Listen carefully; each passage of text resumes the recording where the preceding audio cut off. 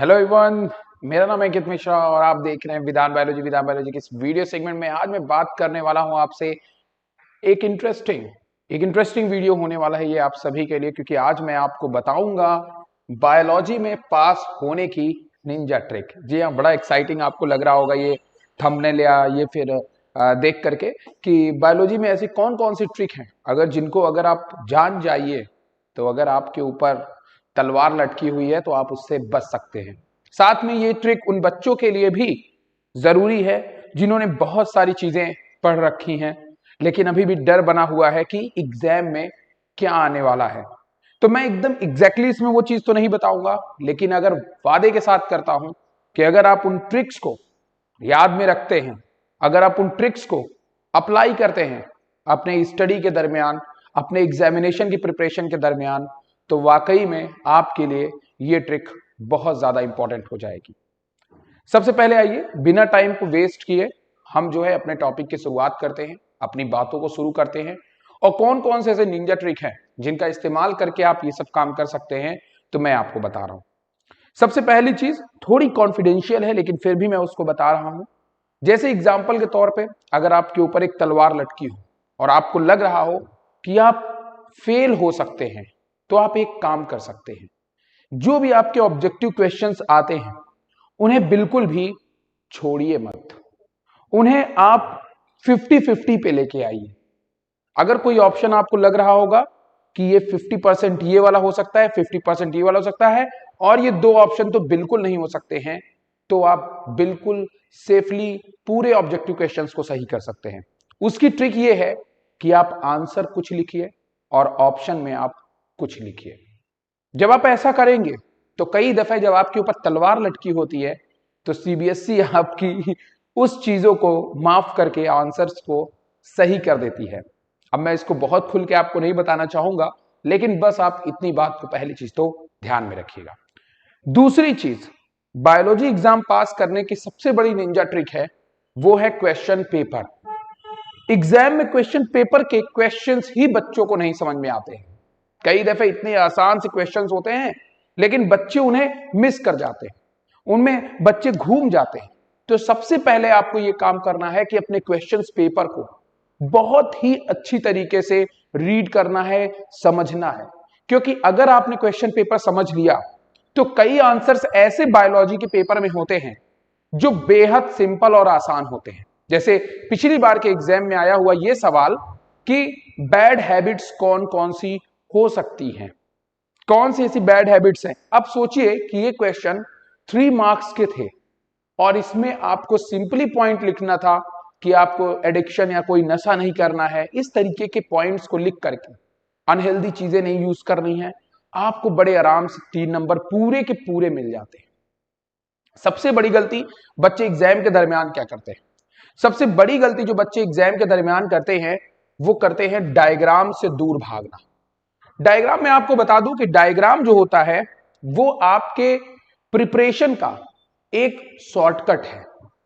कुछ ऐसे डायग्राम के बारे में आज आपसे बताऊंगा जिनको कि आपको पूरे स्टडी के दरमियान याद में रखना ही पड़ेगा। अगर आप उन डायग्राम्स को याद में रखते हैं तो ऑब्वियस सी बात है कि आपको उससे बेनिफिट देखने को मिल सकता है। तो अभी आज इस वीडियो के अंदर हम इन्हीं सारी चीजों के बारे में आपसे डिस्कस करेंगे और बात करेंगे कि कैसे आप इन चीजों से बच करके अपनी प्रिपरेशन को शुरू कर सकते हैं और अपनी प्रिपरेशन को स्टार्ट कर सकते हैं। तो आइए सबसे पहले चीजों के बारे में हम लोग जो है जानते हैं यहां पे। ओके, ठीक। तो सबसे पहली चीज जो मैंने आपको बताई, जो आपको ध्यान में रखनी है, सबसे पहली बात आपको ध्यान में रखनी है कि पेपर अच्छे से रीड करना है। पेपर को रीड करना सबसे बेहद जरूरी है। सबसे पहली चीज तो आपको यह ध्यान में रखनी है। दूसरी चीज मैंने आपको बताई कि क्वेश्चंस कोई मत छोड़िएगा। अगर आपको लग रहा है कि आपको कोई क्वेश्चंस नहीं आ रहा है, उसमें 2 लाइन लिखिए, 4 लाइन लिखिए, 10 लाइन लिखिए, जो भी आ रहा है पूरे क्वेश्चंस पेपर को फिल जरूर करिएगा। एग्जामिनर तब आपको कुछ नहीं दे पाता है जब आप पेपर में कुछ भी नहीं लिखते हैं, क्योंकि हम लोग खुद एग्जामिनेशन की कॉपी जांचने जाते हैं और कई बच्चे ऐसा होता है कि 15 मार्क्स 16 मार्क्स 17 मार्क्स पे आ जाते हैं। अब हमारे सामने मजबूरियां होती हैं कि ऐसे बच्चों को पास करा दिया जाए। अब पास कराने के लिए तो मटेरियल जब हो कि कॉपी में, तब तो हम उसको पास कराएं। बच्चा कॉपी में कुछ लिखता ही नहीं है। तो सबसे पहली चीज, आपको कॉपी में लिखना है, गाने नहीं लिखने हैं। आप उस टॉपिक को, जब आप क्वेश्चंस को ध्यान से पढ़ेंगे तो उस टॉपिक से रिलेटेड आपको कुछ तो याद आएगा, वो चैप्टर का कुछ डेटा ही याद आ जाए। टॉपिक आए या ना आए, आप कुछ भी लिखिए, लेकिन आप उससे रिलेटेड करके अगर एक दो पॉइंट भी लिख ले जाते हैं तो एग्जामिनर आपको नंबर फेंक देता है। तो पहली चीज, कंप्लीट क्वेश्चंस आपको करने हैं, कोई भी क्वेश्चंस आपको छोड़ने नहीं है। ये वो टॉप पॉइंट्स के बारे में मैं बता रहा हूं आपको जिनको आप इस्तेमाल करेंगे। अभी मैं टॉपिक के बारे में बताऊंगा कि कौन कौन से ऐसे टॉपिक हैं जिनका इस्तेमाल करके आप बड़े आराम से शॉर्ट में स्टडी कर सकते हैं। नंबर दूसरी बात हो गया कि पूरे के पूरे क्वेश्चंस को आपको कर रहे हैं, कोई क्वेश्चंस को छोड़ना नहीं है। तीसरी चीज, तीसरी सबसे इंपॉर्टेंट चीज जो होती है वो है डायग्राम। डायग्राम से बच्चे भागते हैं, लेकिन डायग्राम एक ऐसी चीज होती है जैसे कि आप कोई तस्वीर देखें, आपके दिमाग में तस्वीर छप जाती है। ऐसे ही दो चार डायग्राम आपको बना करके प्रैक्टिस कर लेना है। वो डायग्राम चाहे आपके पेपर में हो, चाहे आपके पेपर में डायग्राम बनाने को ना हो, अगर उससे रिलेटेड टॉपिक भी है या उस तरह का टॉपिक आपको दिख रहा है, जैसे एग्जाम्पल के तौर पे उसने बोला एनाट्रोपस ओव्यूल क्या होता है, तो बहुत बेसिक सी चीजें होती हैं कि आप एग्जाम्पल्स बताइए, कुछ भी बताइए। और मैं आपको बता दूं कि डायग्राम में जब आप नेमिंग करते हैं, कोई भी डायग्राम जब आप नेमिंग करते हैं किसी भी डायग्राम में कि ये है, ये वाला स्ट्रक्चर ये है, तो हर एक नेमिंग पे पूरे के पूरे मार्क्स आपको दिए जाते हैं। मैं आपको क्यों बता रहा हूं? मैं आपको यही कह रहा हूं क्योंकि जब आप क्वेश्चंस को अच्छे से रीड करते हैं तो आपको आइडिया पता चलता है कि इस डायग्राम को हम कहां पे अप्लाई कर सकते हैं।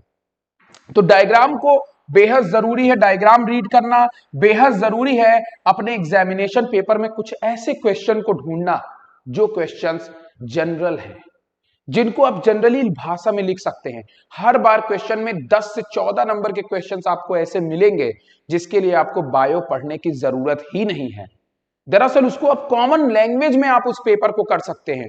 10 से 14 नंबर मतलब पास होने के लिए पूरा इनफ तैयारी हो सकती है। आइए और पॉइंट पर बात करते हैं। अब अगर आप डायग्राम की बात करेंगे तो मन में आएगा सर आप डायग्राम बता ही दीजिए कि कौन से ऐसे डायग्राम हैं जिनको हम पढ़ करके नंबर को ला सकते हैं। तो देखिए पहला डायग्राम नंबर 1, पहला डायग्राम जो आप देखेंगे, जैसे जब हम लोग पढ़ते हैं sexual reproduction in flowering plant, तो अभी अभी मैंने आपको बताया ओव्यूल का डायग्राम हमेशा कई एग्जाम में आता रहता है। ये डायग्राम इंपॉर्टेंट है, ओव्यूल का डायग्राम। जब आप ओव्यूल का डायग्राम बनाते हैं, ओव्यूल का डायग्राम बनाने के बाद में दूसरा डायग्राम, इस चैप्टर के अंदर आप इतना डायग्राम याद रखिएगा। जब आप ओव्यूल का डायग्राम बनाएंगे तो उसमें न्यूक्लियस को और सेल को काउंट करिएगा। वो चीज हर बार पूछता है, बार बार पूछता है। दूसरे चैप्टर में जब आप जाएंगे सेक्सुअल रिप्रोडक्शन ह्यूमन बीइंग के अंदर, जब आप जाएंगे तो वहां पे स्पर्म का डायग्राम बहुत इंपॉर्टेंट हो जाता है। साथ में वहां पे आपको एक चीज और ध्यान में रखना है, ऊजेनेसिस को इस बार याद रखिएगा। जहां तक मुझे लग रहा है वो काम देगा। ऊजेनेसिस में मेंस्ट्रुअल साइकिल के ग्राफ को याद करना है। क्या? मेंस्ट्रुअल साइकिल के ग्राफ को आपको याद रखना है, ग्राफ मेंस्ट्रुअल साइकिल। अब ये चीज जो मैं आपको बता रहा हूं, क्यों बता रहा हूं ध्यान सुनिए। अगर मान लीजिए मेंस्ट्रुअल साइकिल आ गया, सपोज दैट, चलिए आ गया ये वाला सवाल, तो और आपने केवल ग्राफ पढ़ा हुआ है, आपने केवल ग्राफ पढ़ा हुआ है, कुछ मत करिएगा। थ्योरी का क्वेश्चन होगा फिर भी ग्राफ बनाइएगा, और अगर ग्राफ बनाने के लिए कह रहा है तब तो बनाइए ही ग्राफ। अगर आप ये करेंगे तो 2 in 1, एक तीर से आप दो निशाने करेंगे, पढ़ने की आपको जरूरत नहीं है। केवल ऐसे 2 लाइन खींच के ग्राफ ड्रॉ कर दिया, काम खत्म। स्टेजेस के नाम बता दिए, हार्मोनल क्या चेंजेस हुआ वो बता दिया, और क्या क्या इंडोमेट्रियम वॉल में क्या दिक्कतें आई वो बता दिया। इतना करके आप बड़े आराम से, और ये जब क्वेश्चन पूछा जाएगा तो 5 नंबर 4 नंबर के नीचे नहीं, तो 4 नंबर 5 नंबर थोक में आपको मिलेगा। तो ये चीज आप ध्यान में रखिएगा कि ये डायग्राम इस चैप्टर के अंदर इंपॉर्टेंट बन जाता है। बाकी और कुछ मत करिएगा, इस दो चैप्टर के अंदर ये दो डायग्राम बेहद कंपलसरी, यही दो डायग्राम आपको तैयार रखिएगा। इन दो चैप्टर्स के अंदर ये 3 डायग्राम आपको ध्यान में रखना। रिप्रोडक्टिव हेल्थ में जब आप जाएंगे तो वहां पे आपको कोई डायग्राम जरूरत नहीं है, मेरे हिसाब से कुछ डायग्राम बनाने की जरूरत नहीं है। पढ़ने की अगर मैं आपसे बात करूं तो मेथड पढ़ लीजिएगा कि इनफर्टिलिटी के लिए कौन कौन से मेथड हैं। अगर आप उसको पढ़ लेंगे, एमटीपी एक टॉपिक पढ़ता है वो थोड़ा सा पढ़ लेंगे तो आपका काम बन जाएगा। बात समझ में आ रहा है? मतलब ये सब ऐसे टॉपिक है जो मोरली रहते हैं, जनरली हम इनको मोरल बात करते हैं। सेक्सुअल ट्रांसमिटेड डिजीज शॉर्ट में जरूर पढ़ लीजिएगा कि कौन कौन सी डिजीज है जो सेक्सुअल ट्रांसमिटेड है और किन से ये होती हैं। अगर ये 2-3 चीजें अगर आप ध्यान देके पढ़ लेंगे, और एक बात और ध्यान रखिएगा, रिप्रोडक्टिव हेल्थ जो मैंने आपको बताया इससे सोशल टाइप के क्वेश्चंस बनते हैं। क्या? सोशल टाइप के क्वेश्चंस कि रिप्रोडक्टिव हेल्थ आप पढ़ क्यों रहे हैं, why do we need to study reproductive health, हमें जरूरत क्या है इन सब चीजों के पढ़ने की। तो जब हम इसको जनरली सोचेंगे कि बढ़ती पॉपुलेशन एक प्रॉब्लम हो सकती है इसके लिए, है ना, लोगों के अंदर जो है रिप्रोडक्टिव हेल्थ को लेकर के अवेयरनेस ही नहीं है, तो ये सब चीजें ऐसी हैं जो आप जनरली लिख सकते हो। अगर आप केवल क्लास में बैठे होगे तो भी तुमको समझ में आया होगा। तो इस तरह के क्वेश्चंस आपको फ्री फोकट में नंबर दिलाते हैं। आइए डायग्राम में और चलते हैं, और क्या डायग्राम आपको देखना चाहिए। अब इस डायग्राम की कड़ी में जब आप आगे बढ़ते हैं तो ह्यूमन हेल्थ एंड डिजीज आता है। ये चैप्टर में 2 डायग्राम सबसे इंपॉर्टेंट रोल प्ले करते हैं और आए हुए हैं। नंबर 1 क्या है? नंबर 1 है आपका एंटीबॉडी का स्ट्रक्चर। एंटीबॉडी का स्ट्रक्चर, इम्यूनोग्लोबिन वगैरह का structure, long chain, light chain वगैरह जब आप देखेंगे आपको किताबें आपकी नोट्स में मिलेगी। और मैं आपको काम की बात बताता चलूं, इसी समय मेरी एक किताब आई हुई है, फ्लिपकार्ट अमेजोन के ऊपर मिल रही है, जिसका नाम है विदान हैंडबुक बायोलॉजी।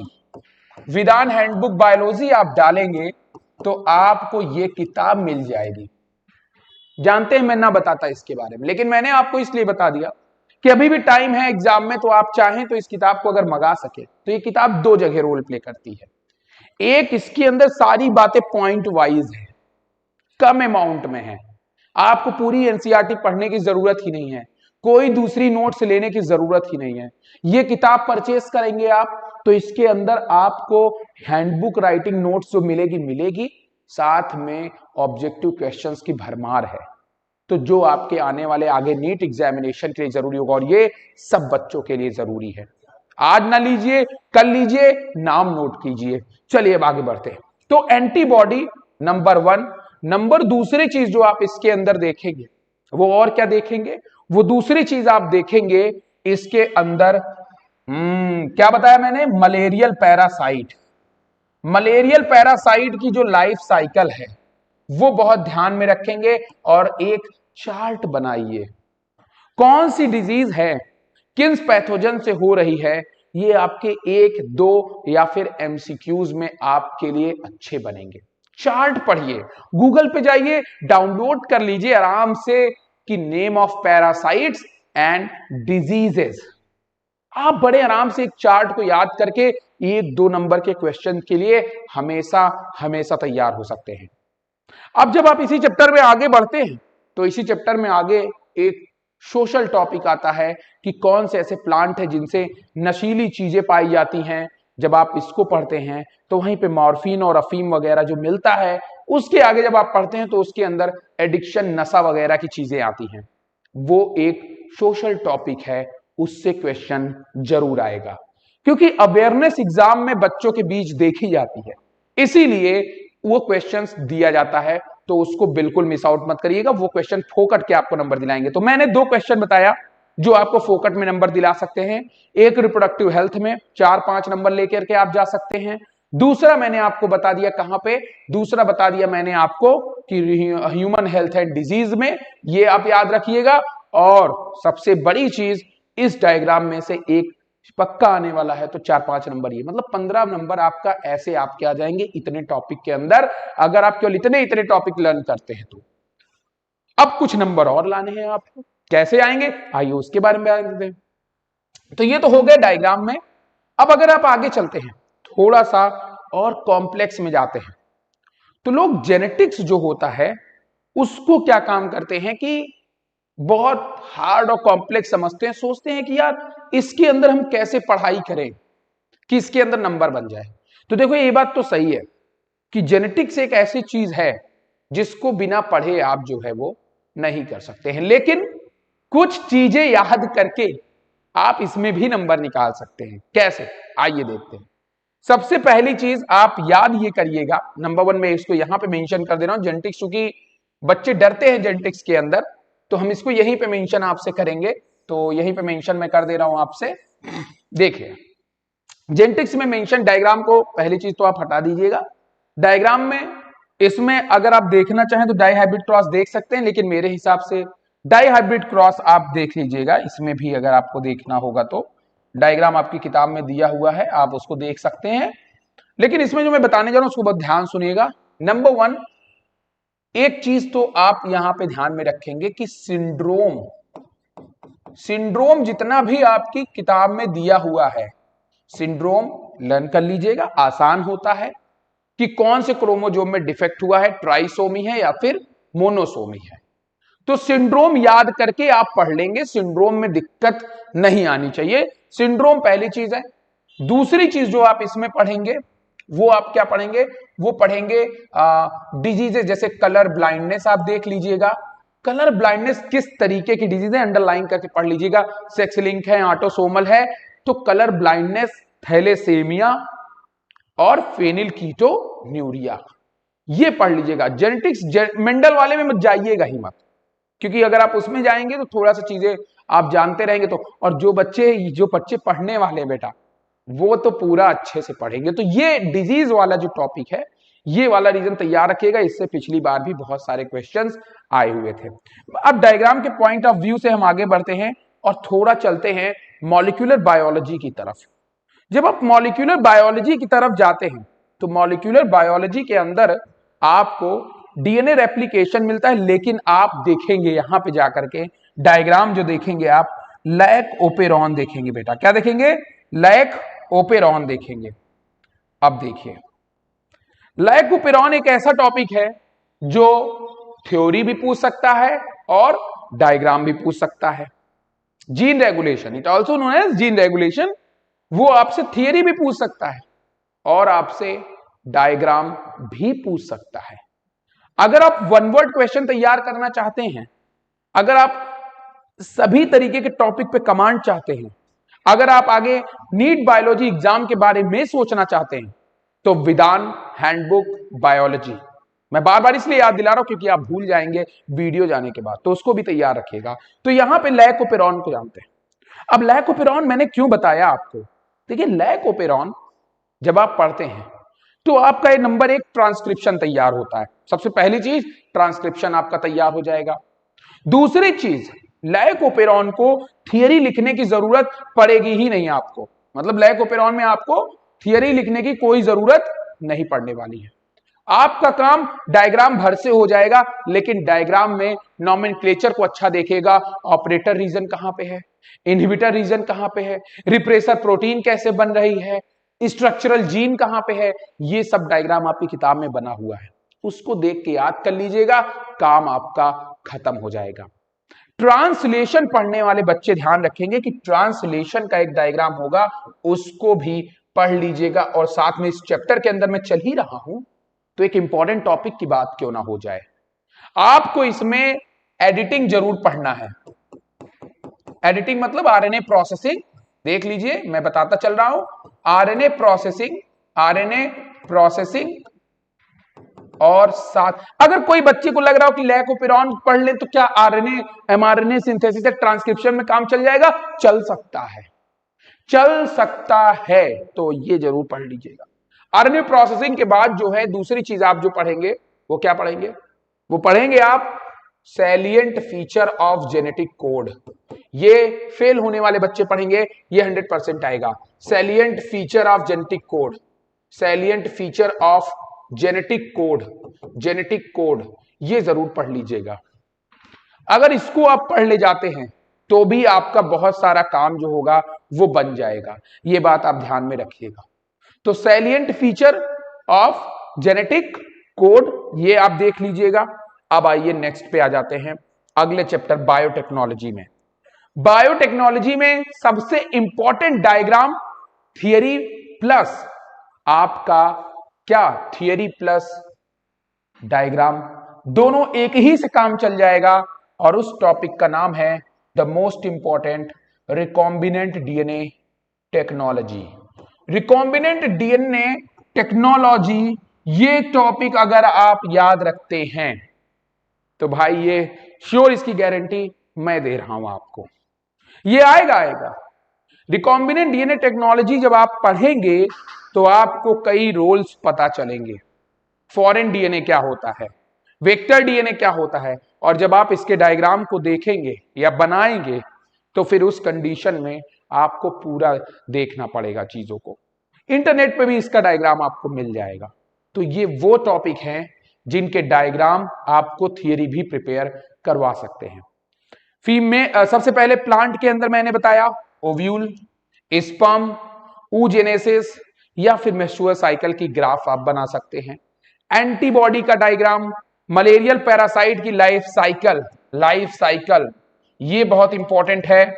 डाइहाइब्रिड क्रॉस देखिएगा, लैकोपेरॉन देखिएगा, ट्रांसलेशन का डायग्राम देखिएगा और रिकॉम्बिनेंट डीएनए टेक्नोलॉजी का डायग्राम देखिएगा। अगर इसमें से 3 क्वेश्चन भी आपके बन गए तो याद रखिए 10 से 12 नंबर कहीं नहीं गए आपके, ये 10 से 12 नंबर। ऑब्जेक्टिव एमसीक्यू में मैंने आपको जो ट्रिक का इस्तेमाल बताया, अगर आप उन ट्रिक का इस्तेमाल करते हैं तो 10 नंबर आपके हुए, 10 नंबर आपके हुए। जो ट्रिक्स मैंने बताई हुई है इन चीजों को हमेशा थोड़ा मोड़ा याद रखा करिए। मैं बच्चों को गलती करने के लिए प्रमोट नहीं कर रहा हूं, मैं बस इतना कह रहा हूं कि आपने साल भर पढ़ाई नहीं की। अगर आप वो बच्चे हैं जो साल भर पढ़ाई नहीं किए हैं तो फेल और पास होने की गारंटी ये अब आपके हाथ में नहीं है। आप भरोसे बैठ के जाएंगे कि एग्जाम कैसा आएगा। साथ में मैंने जो वीडियोस बताए हुए ये वो टॉपिक है जो हमारे अच्छे बच्चों में, जिनमें 100 में 100 लाने की कैपेसिटी है, वो बच्चे इन टॉपिक को याद करना ना भूलेगा।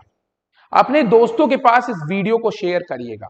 साथ में मैं अब बताने जा रहा हूं आपको कुछ ऐसे टॉपिक जो हमारे टॉप क्लास बच्चों के लिए बेहद जरूरी है। अब आप ध्यान से सुनेंगे और देखेंगे तो ये रही ट्रिक जिसके बारे में मैंने बताया आपको, जिनको यूज करके आप एग्जामिनेशन में पास हो सकते हैं। लेकिन इतने टॉपिक को पढ़े बगैर तो कतई नहीं हो सकते हैं, तो इनको जरूर ध्यान लगा पढ़िएगा। और हो सकता है आपकी किस्मत अच्छी रही तो आप इसको पढ़ करके 60+ नंबर भी ला सकते हैं।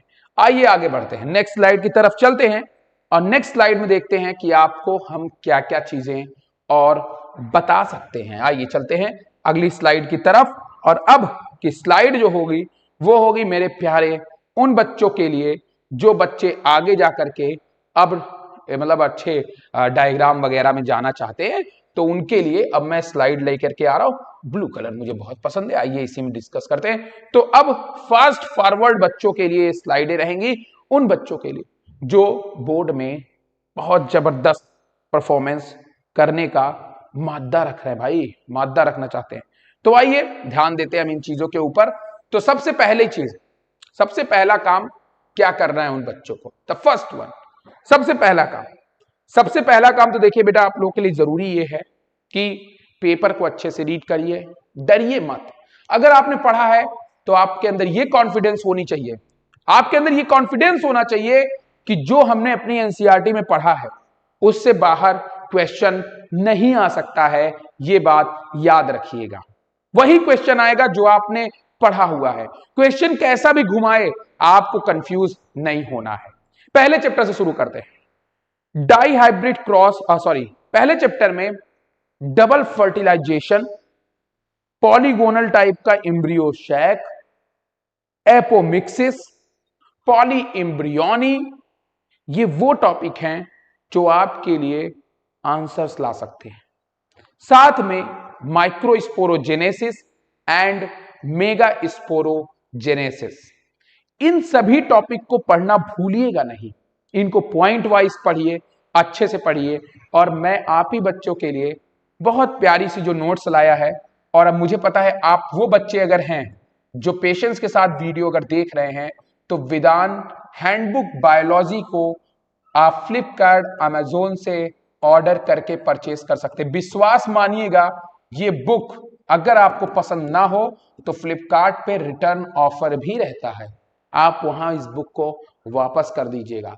आप इस बुक की पावर तब देखेंगे जब आप इस बुक को मंगाएंगे, परचेस करेंगे और अपने हर एक बायोलॉजी एग्जाम में उस बुक का इस्तेमाल करेंगे। नीट स्पेशलिस्ट बुक है, टॉपिक वाइज है, एनसीईआरटी कोई लाइन छूटी नहीं इसमें, पॉइंट वाइज। ठीक, तो पहली चीज आपको जो करनी है वो क्या करनी है, नंबर 1 जो आपको चीज करनी है, ये टॉपिक के नाम जो मैंने अभी आपको बताया वो तैयार रखना है। Chapter number sexual reproduction in flowering plant से, sexual reproduction in flowering plant में आपको ये काम कर लेना है, नंबर 1। नंबर 2 ह्यूमन रिप्रोडक्शन में बेटा spermatogenesis, oogenesis, male reproductive system, female reproductive system, इनको अच्छे से पढ़िएगा, कुछ मत छोड़िएगा। आप पढ़ने वाले बच्चे हैं, आप पढ़ ले जाएंगे, लेकिन स्पर्मेटोजेनेसिस, oogenesis और मेंस्ट्रुअल साइकिल को रिवाइज करिएगा। ये चीजें भूल जाती हैं और ऑब्जेक्टिव क्वेश्चंस जो बनते हैं वो इन्हीं से बन जाते हैं।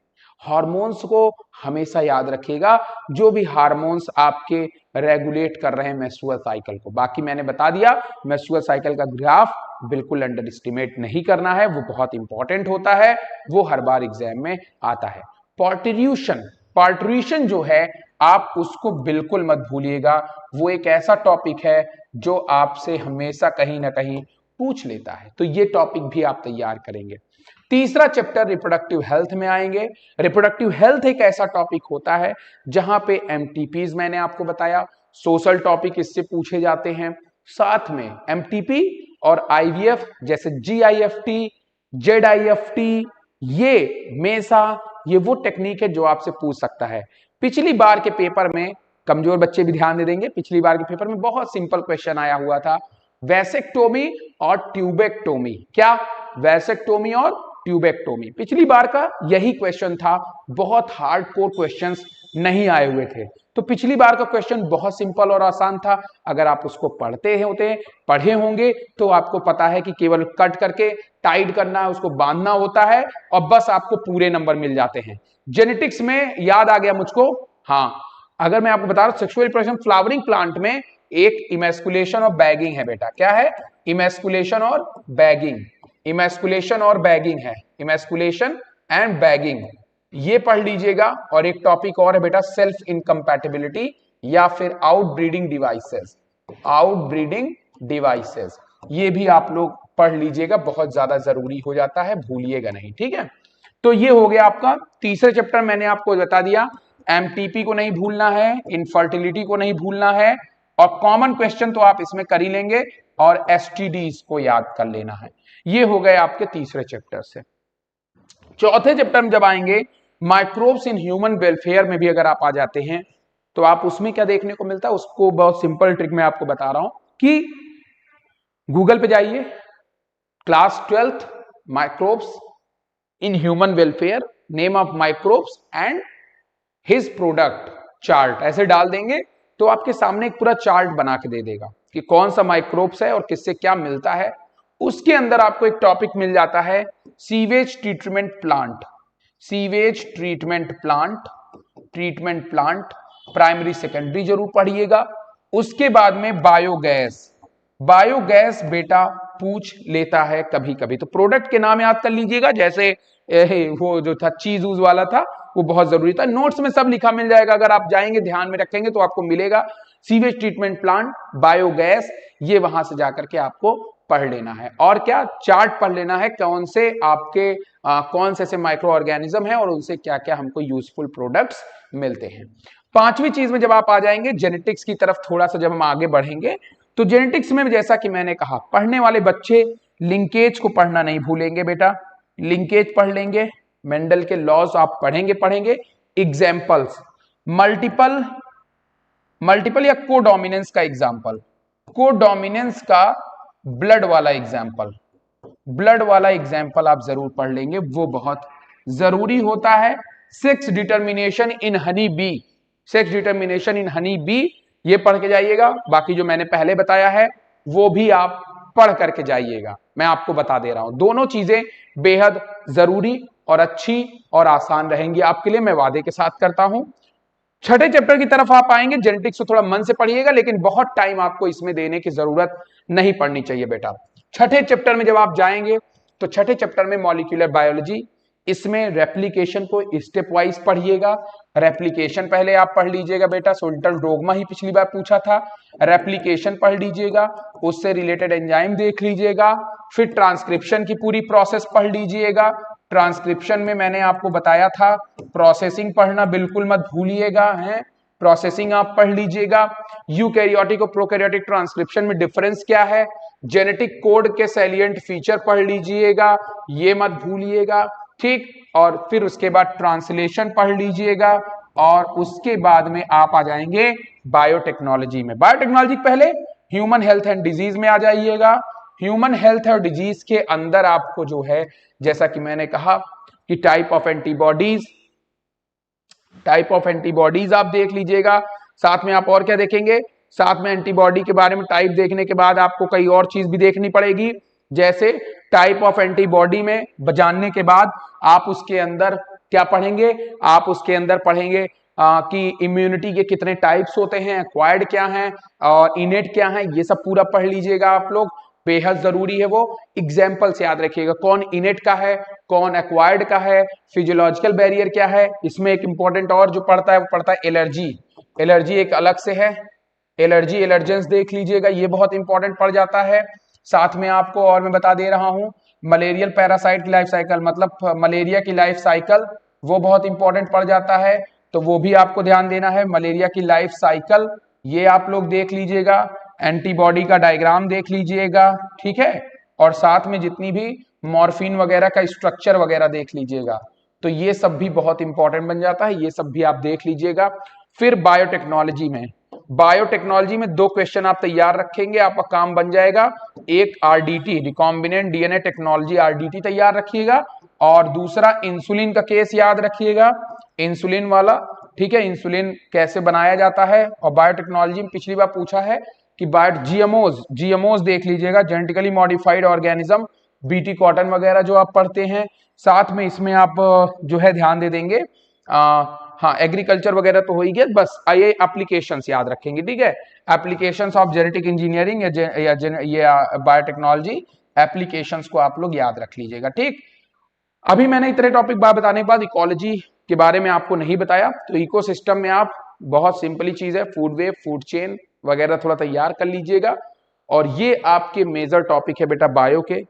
इवोल्यूशन बीच में रह गया हमसे, कैसे रह गया मुझे नहीं पता, इवोल्यूशन में बड़ा इंपॉर्टेंट है भाई। पिछली बार इवोल्यूशन में आपको मैं अलग से बता दे रहा हूं, इवोल्यूशन में पिछली बार मॉथ का केस पूछा गया था, जो आपने शायद पढ़ा होगा कि व्हाइट मॉथ और ब्लैक मॉथ या ब्राउन मॉथ वाला डायग्राम आप में बना हुआ है, वो कैमोफ्लेजिंग वाला, तो वो जरूर देख लीजिएगा, वो आपके लिए काम में आ जाएगा। वो पिछली बार का क्वेश्चन है, पिछली बार के एग्जाम में वो आया हुआ था, इस बार भी आप जरूर पढ़ लीजिएगा। इवोल्यूशन में आप ओपेरिन थियरी पढ़ लीजिएगा, ओपेरिन वाला, स्टैनले मिलर का डायग्राम, स्टैनले मिलर जी का, ये आप देख लीजिएगा, ये पढ़ जाएगा। कन्वर्जेंट और डाइवर्जेंट, कन्वर्जेंट डाइवर्जेंट, अगर आपको इन वीडियो के बारे में जानना है वो भी मेरे यूट्यूब चैनल पे मिल जाएगा। कन्वर्जेंट और डाइवर्जेंट पढ़ लीजिएगा, जिसके अंदर आप एनालॉगस और होमोलॉगस पढ़ेंगे, एनालॉगस और होमोलॉगस पढ़ेंगे, और ये आप लोग देख लीजिएगा। और सबसे इंपॉर्टेंट, गूगल पे जाइएगा, डालिएगा geographical time scale, geographical time scale, और ये पूरा एक बार देख लीजिएगा बस, नहीं तो इसके ऊपर मैंने वीडियो ही बनाया, वो भी आप देख लीजिएगा। तो आज के वीडियो में इतना ही, लोगों को शेयर करिएगा वीडियोस, क्योंकि ये बहुत काम के वीडियोस बनते हैं। लास्ट टाइम आपको जो टॉपिक मैंने बताया उसको अपनी कॉपी में नोट्स बना के नोट कर लीजिए, और जितने कंप्लीट होते जाएं आप उसको टिक करते जाइए। अगर आप इतने टॉपिक को पढ़ लेते हैं तो आपकी प्रिपरेशन 80 to 90% हो जाएगी। अच्छे बच्चों को मुझे बताने की जरूरत नहीं है, वो सब इन टॉपिक से उनकी मुलाकात जरूर हुई होगी। जो बच्चे कमजोर हैं या जो बच्चे इस तरीके के हैं, वो जिम्मेदारी को खुद हैंडल करें बेटा, और यही निंजा ट्रिक है। और आज के वीडियो में इतना ही। ख्याल रखिए अपना, एग्जाम आने वाले हैं, प्रिपरेशन के लिए तैयार रहिए। ईश्वर करे आप सबका भला हो जाए, ठीक है। और एंजॉय करिए, एग्जाम को एंजॉय करिए। जो तेज बच्चे हैं डरिए मत, बहुत मजा आने वाली एग्जाम में आप लोगों को, क्योंकि आप पेपर को सॉल्व कर सकेंगे। तब तक के लिए इतना ही। Tata bye bye, good night, ख्याल रखिएगा अपना, चलता हूं।